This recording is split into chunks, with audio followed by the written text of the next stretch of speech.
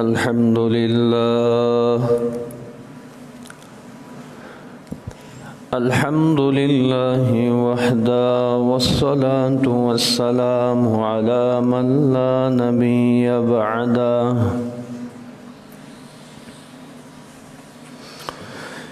أما بعد فأعوذ بالله من الشيطان الرجيم بسم الله الرحمن الرحيم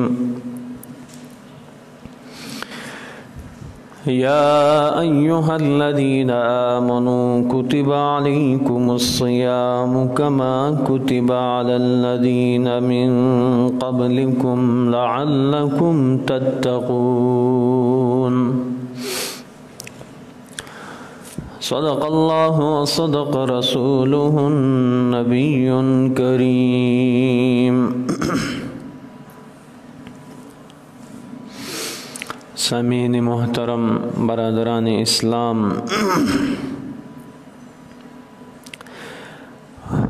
رمضان المبارک کا دوسرا جمعہ ہے۔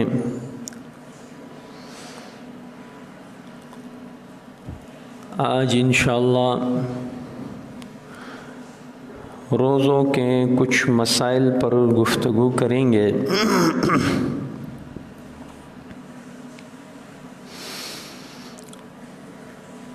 جس میں سحری اور نیت کے احکامات اور وہ چیزیں جن سے روزہ ٹوٹ جاتا ہے اور جس سے نہیں ٹوٹتا، اور اس کے علاوہ کچھ اہم مسائل انشاءاللہ آج کی گفتگو کا عنوان ہوگا۔ اللہ تعالی شانہ صحیح معنوں میں حق سچ بیان کرنے کی، سمجھنے کی اور عمل کرنے کی توفیق عطا فرمائے۔ سب سے پہلا مسئلہ اس حوالے سے نیت کا ہے۔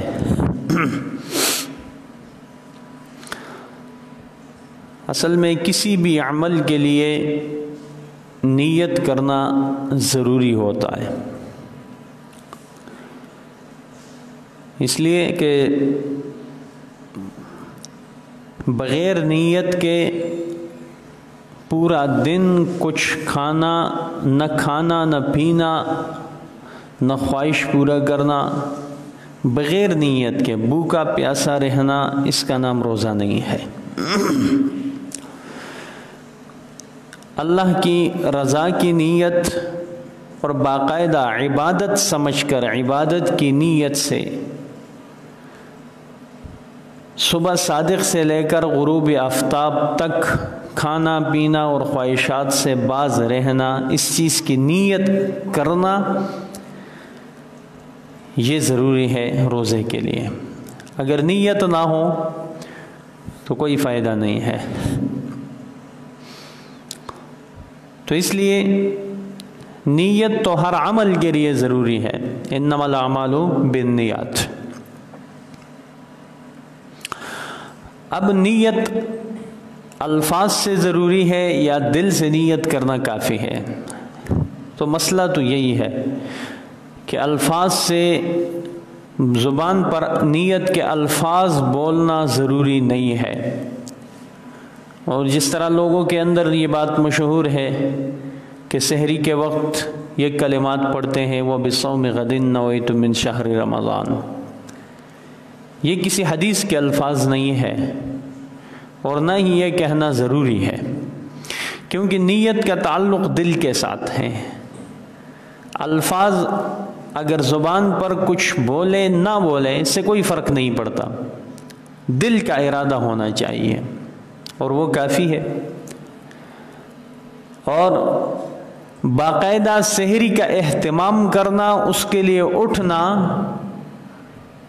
اور تمام انتظامات پورا کرنا، یہی نیت کہلاتا ہے، اسی کا نام نیت ہے۔ ورنہ عام دنوں میں کون اتنا اہتمام کرتا ہے؟ اب اگر کسی شخص نے یہ الفاظ زبان پہ نہیں کہے وَبِصَوْمِ غَدٍ نَوَيْتُ مِنْ شَهْرِ رمضان، اور باقاعدہ سحری کے لیے اٹھ گیا، سحری کا اہتمام کیا، کھانا پینا سب کچھ، اور پھر روزہ بند کر دیا، اس کی نیت ہو گئی ہے، وہ نیت ہے، بس یہی اہتمام نیت کے لیے کافی ہے نا۔ ہاں اگر زبان سے یہ الفاظ ادا کیے جائے تو بہتر ہے، ضروری نہیں ہے۔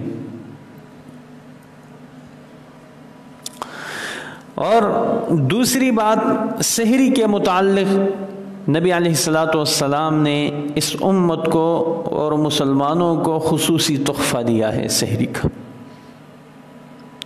سحری کا کھانا برکت والا کھانا ہے، اور نبی علیہ السلام نے امت کو تعلیم دی ہے اس بات کی کہ سحری ضرور کھایا کرو، اگرچہ ایک دو نوالے ہو، ایک دو کھجور ہو، اگر کچھ بھی دل نہیں کرتا تو ایک گھونٹ پانی ہو، سحری ضرور ہونی چاہیے۔ اور نبی علیہ السلام نے فرمایا کہ ہمارے اور اہل کتاب کے روزوں کے درمیان فرق جو ہے وہ بھی سحری ہے، وہ سحری نہیں کرتے، ہم سحری کرتے ہیں۔ اور سحری جو ہے نبی علیہ السلام کی تعلیمات کے مطابق آخر وقت میں ہونی چاہیے، آخری وقت میں، پہلے میں بھی صحیح ہے لیکن آخری میں زیادہ فضیلت ہے۔ اس کا مطلب یہ ہے کہ غروب صبح صادق سے پہلے پہلے تم کھا پی سکتے ہو۔ تو سحری کرنا یہ مستقل ایک عبادت بھی ہے اور اس پر مستقل ثواب ملتا ہے انسان کو۔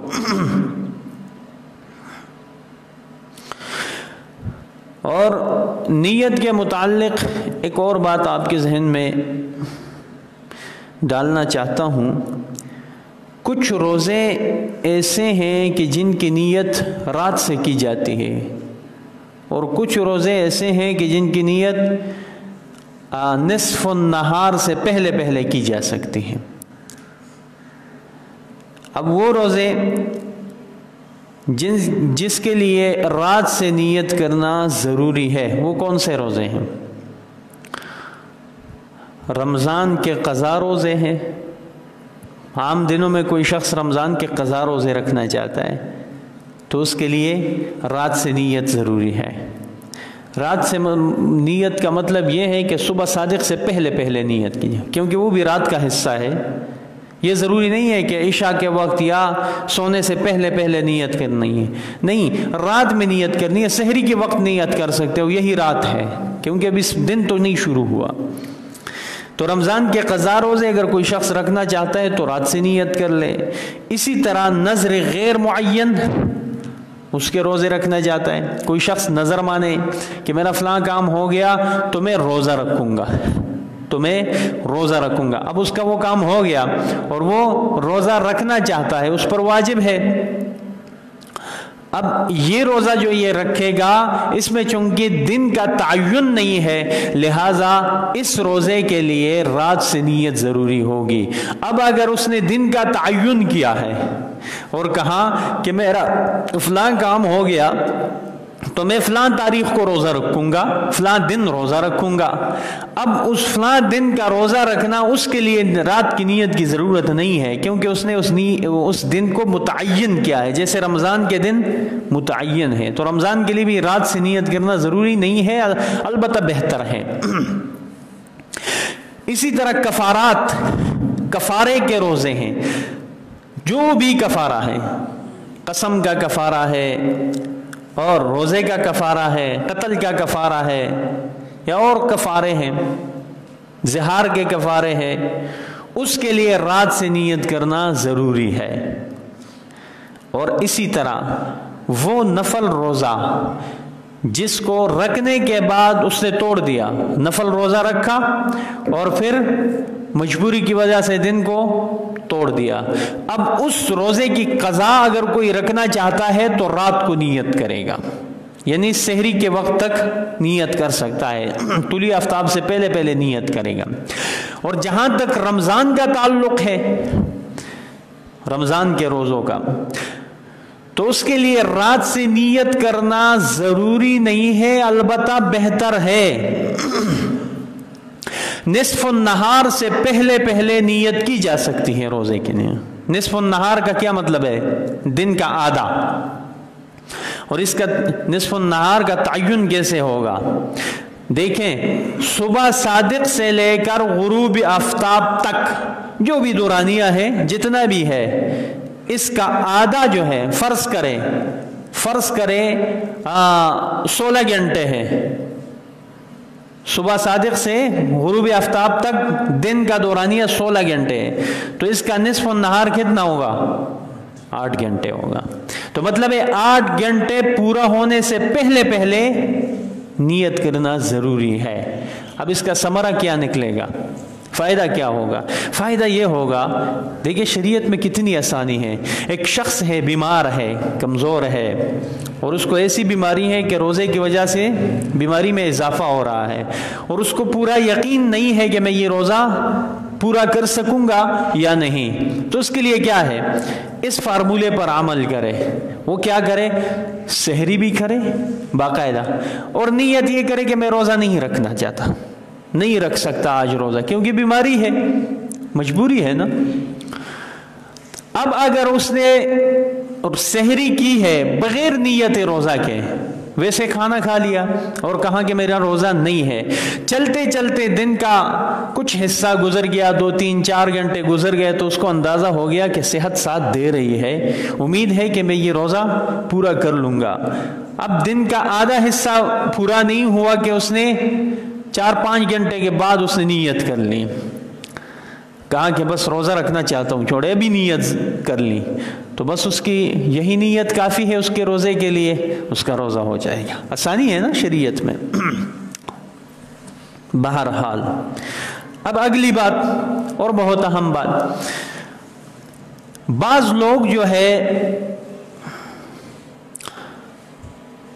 اذان کے ساتھ کھانا پینا بند کرتے ہیں، یا اذان شروع ہو اس دوران بھی کھاتے پیتے ہیں، اور کہتے ہیں کہ اس طرح صحیح ہے۔ حالانکہ علماء تو اس حدیث کو سمجھتے ہیں، لیکن عام لوگوں میں یہ بات مشہور ہے، عام لوگوں نے اس حدیث کا غلط مطلب لیا ہے۔ آج وہ حدیث بھی آپ کے سامنے بیان کرنا چاہتا ہوں، ابو داؤد شریف کی حدیث ہے، مشکات شریف میں بھی ہے، اور الفاظ حدیث کے یہ ہیں۔ دیکھیں نبی علیہ السلام کا فرمان ہے، اذا سمع النداء احدکم، جب تم میں سے کوئی شخص اذان کی آواز سنے، والاناء فی یدہ، اور برتن اس کے ہاتھ میں ہو، فلا یضعہ حتی یقضی حاجتہ، تو اس کو چاہیے کہ وہ برتن نیچے نہ رکھے، بلکہ اپنی حاجت اور اپنی ضرورت پوری کر لے اور کھاتے پیتے رہے۔ حدیث کا یہ مطلب ہے۔ ظاہری ترجمہ یہ ہے کہ اذان کی آواز سنے اور یہ کھا پی رہا ہو تو اس کو چاہیے کہ اپنی ضرورت پوری کر لے، اذان کو نہ دے کہ اپنی ضرورت پوری کر لے۔ اب یہ حدیث جو میں نے آپ کے سامنے الفاظ بھی تلاوت کیا باقاعدہ، اس میں رمضان کا کوئی لفظ ہے یا سحری کا کوئی لفظ ہے؟ نہیں ہے۔ دیکھیں، اذا سمع النداء احدکم والاناء فی یدہ فلا یضعہ حتی یقضی حاجتہ، اس میں رمضان کا کوئی ذکر نہیں ہے۔ تو حدیث کا یہ مطلب نہیں ہے جو عام لوگوں نے لیا ہوا ہے۔ حدیث کا اصل مقصد یہ ہے کہ اس حدیث کا تعلق ہر نماز کے ساتھ ہے، ہر نماز کے ساتھ۔ دیکھیں اب حکم یہ جو ہی اذان ہوتی ہے تو مسلمان کے لیے یہ حکم ہے کہ سب کام چھوڑ چھاڑ کے مسجد کی طرف دوڑے اور نماز کی تیاری کرے، حکم یہ ہے۔ لیکن اب ایک شخص ایسا ہے کہ جو کھا رہا ہے، کھانا کھا رہا ہے، اور اتنے میں اذان شروع ہو گئی، عام نماز کے لیے، سحری کی بات نہیں کر رہا، فجر کی اذان کی بات نہیں ہو رہی، ویسے عام نمازوں کی بات ہو رہی ہے، کھا پی رہا ہے، اتنے میں اذان شروع ہوئی، تو حکم تو یہ ہے کہ کھانا پینا چھوڑ دو اور مسجد کی طرف دوڑو، نماز کی تیاری کرو۔ لیکن اب اس کے لیے آسانی ہے، کیا کرے؟ اپنی ضرورت پوری کرے، اس تقاضے سے فارغ ہو جائے اور پھر آرام سے مسجد میں جائے، پھر آرام سے نماز کی تیاری کرے۔ ہاں اگر ایک شخص فالتو بیٹھا ہے، فارغ بیٹھا ہے اور اذان کی آواز شروع ہوئی تو اس کو چاہیے کہ فوراً کیا کرے؟ اس حکم پر عمل کرے اور نماز کی تیاری کرے۔ حدیث کا یہ مطلب ہے۔ اور پھر زیادہ سے زیادہ ہم اس کو افطاری کے ساتھ بھی خاص کر سکتے ہیں، افطاری کے دوران۔ اب افطاری کے لیے اذان دینا تو ضروری نہیں ہے نا کہ اذان دو گے تو افطاری کرو گے۔ بعض لوگ سائرن بھی بجاتے ہیں، بعض فائرنگ بھی کرتے ہیں، بعض کوئی اور طریقہ اپناتے ہیں لوگوں کو اطلاع دینے کے لیے کہ افطاری کا وقت ہو گیا۔ اب اس اذان کے بغیر کوئی بھی اطلاع کی کوئی بھی چیز ہو، سائرن بج گئی اور روزے کا وقت ہو گیا، افطاری کا وقت ہو گیا، تو اس کو چاہیے کہ افطاری کر لے، اور پھر اتنے میں افطاری اس نے شروع کی، کھانا کھا رہا ہے، اور اتنے میں نماز کے لیے اذان ہو گئی، مغرب کے لیے اذان ہو گئی۔ تو اس حکم پر عمل کر لو بھائی، اپنا کھانا پینا پورا کر لو، اپنا تقاضا پورا کر لو، اور پھر کیا کرو، نماز کی تیاری کر لو۔ زیادہ سے زیادہ اس حدیث کو اگر ہم لگائیں تو افطاری کے ساتھ لگا سکتے ہیں، سحری کے ساتھ اس حدیث کا کوئی تعلق نہیں ہے جو عوام میں مشہور ہے، کہتے ہیں کہ جب تک اذان ہوتی ہے تو کھا پی سکتے ہو، کوئی حرج والی بات نہیں، ایسی بات نہیں ہے۔ اگر کوئی اس طرح کرے گا اور جس نے ایسا کیا ہے تو اس کے روزے خراب ہو گئے، ان روزوں کی قضا ضروری ہے، اگرچہ لا علمی کی وجہ سے کفارہ تو ساقط ہے لیکن قضا ضروری ہے۔ اس لیے سمجھنا چاہیے۔ آج میں نے حدیث بھی آپ کے سامنے تلاوت کی، میں نے کہا آپ کو اندازہ ہو جائے کہ لوگوں نے اس حدیث کا غلط مطلب لیا ہوا ہے۔ اچھا، اگلی بات، نماز فجر، جماعت فجر، حکم تو یہ ہے، امام ابو حنیفہ رحمہ اللہ کا مذہب بھی یہی ہے کہ نماز کو، فجر کی نماز جو ہے آخری وقت میں پڑھا کرو، جب روشنی ہو جائے نا اس وقت پڑھا کرو، حکم یہ ہے۔ اگرچہ بعض ائمہ پہلے وقت پڑھنے کے قائل ہیں، لیکن ہمارے مذہب کے مطابق آخری وقت میں، آخری وقت کا مطلب یہ ہے کہ روشنی شروع ہو جائے، پھیل جائے، پھر نماز ادا کرو، اور اتنا وقت باقی ہو طلوع آفتاب تک کہ اگر خدا نخواستہ نماز دوبارہ دہرانی پڑے تو اس میں مسنون قرات کے ساتھ دوبارہ دہرا سکے، پر یہ ضروری ہے، اتنی بات کافی ہے۔ تو حکم تو یہ ہے کہ آخری وقت میں نماز پڑھو، روشنی میں نماز پڑھو فجر کی، لیکن چونکہ یہاں یہ عذر ہے کہ لوگ مستعد ہوتے ہیں اور جاگے ہوتے ہیں سحری کے لیے، اور اگر اب رمضان کے دنوں میں بھی نماز میں تاخیر کرو گے تو کیا نتیجہ نکلے گا؟ عام لوگ یا تو جماعت سے رہ جائیں گے اور یا فرض ہی نہیں پڑھ پائیں گے، سونے لگ جائیں گے نا۔ تو اس لیے اس میں یہ گنجائش ہے کہ رمضان میں پہلے وقت میں نماز پڑھو، فجر کی نماز، اور نبی علیہ الصلوۃ والسلام نے بھی ایسا کیا ہے۔ بلکہ ایک حدیث کے مطابق ایک صحابی سے پوچھا گیا کہ نبی علیہ الصلوۃ والسلام کی سحری اور فجر کے نماز کے درمیان کتنا وقفہ ہوتا تھا؟ تو کہا گیا کہ 50 آیات پڑھنے کا، 50 آیات، تو 50 آیات میں کتنا وقت لگتا ہے؟ بس جس طرح ہمارا معمول ہے انشاءاللہ یہ صحیح رہے گا۔ اب اگلی بات، وہ چیزیں جس سے روزہ نہیں ٹوٹتا وہ آپ کے سامنے رکھنا چاہتا ہوں، اور جس سے روزہ ٹوٹ جاتا ہے اس کی بھی کچھ تفصیلات بیان ہو جائیں گے۔ اس حوالے سے سب سے پہلی چیز جو ہے ناک، کان اور آنکھ کے مسائل ہیں۔ ناک، کان اور آنکھ، دیکھیں آنکھ جو ہے یہ منفذ نہیں ہے، آنکھ میں پانی یا دوائی ڈالنا اس سے روزہ نہیں ٹوٹتا، سرما لگانے سے بھی روزہ نہیں ٹوٹتا کیونکہ یہ منفذ نہیں ہے، اور یہاں تک فقہ کی کتابوں میں لکھا ہے وَإِن وَجَدَ طَعْمُهُ فِي حَلْقِهِ، دوائی، آنکھ میں دوائی ڈالنے کے بعد اگر اس کا ذائقہ حلق میں محسوس ہوا تو بھی روزہ نہیں ٹوٹے گا، یہ فقہ کا قاعدہ ہے، علمگیری میں لکھا ہے۔ البتہ ناک اور کان جو ہے اس میں دوائی ڈالنے سے روزہ ٹوٹ جائے گا۔ اب کان میں پانی چلا گیا غیر اختیاری طور پر، روزہ نہیں ٹوٹے گا، اور دوائی ڈالنے سے روزہ ٹوٹ جائے گا، اور اس فرق کو صاحب ہدایہ نے بیان کیا ہے۔ اس کے درمیان فرق کیا ہے؟ فرق یہ ہے کہ دوائی بدن کے اصلاح کے لیے ہے، اور جبکہ پانی کا چلا جانا وہ بدن کے اصلاح کے لیے نہیں ہوتا، وہ تو مزید خرابی پیدا کرتا ہے، بیماری پیدا کرتا ہے اور انفیکشن بناتا ہے کان کے اندر، تو اس لیے وہ بدن کے اصلاح کے لیے نہیں ہے۔ اور دوسری بات یہ ہے کہ اس سے بچنا مشکل ہے، غیر اختیاری چیز ہے، اور دوائی ڈالنا تو اختیار کی بات ہے، تو اس لیے کان میں دوائی ڈالنے سے تو روزہ ٹوٹ جائے گا، اور پانی چلا گیا تو روزہ نہیں ٹوٹے گا۔ اور ناک میں اگر پانی چلا گیا اور یا دوائی ڈالی تو روزہ ٹوٹ جائے گا۔ اسی طرح انجیکشن لگانا، ڈرپ لگوانا، انجیکشن اور ڈرپ دونوں سے روزہ نہیں ٹوٹتا۔ بعض لوگ سمجھتے ہیں کہ رگ میں لگانا انجیکشن یا ڈرپ لگوانا اس سے روزہ ٹوٹ جاتا ہے، اس سے نہیں ٹوٹتا۔ ہاں البتہ بعض علماء نے یہ یہاں تک لکھا ہے، بعض فتاووں میں یہ بات موجود ہے کہ بعض لوگ چونکہ طاقت حاصل کرنے کے لیے گلوکوز وغیرہ ان چیزوں کا ڈرپ چڑھواتے ہیں، اس سے اجتناب کیا جائے، اور اگر اس کے بغیر چارہ ممکن ہو، اس کے بغیر ممکن ہو کوئی علاج، کوئی بھی ڈرپ ہو، اس کے بغیر اگر کوئی علاج ممکن ہو تو ڈرپ سے اجتناب کیا جائے، حتی الامکان اجتناب کیا جائے۔ اور اگر انتہائی ضرورت ہے اور انتہائی مجبوری ہے تو پھر گنجائش ہے، روزہ اس سے ٹوٹتا نہیں ہے اور مکروہ بھی نہیں ہوتا۔ اور جو گوشت کا انجیکشن ہے اس سے تو نہ روزہ مکروہ ہوتا ہے اور نہ ٹوٹ جاتا ہے۔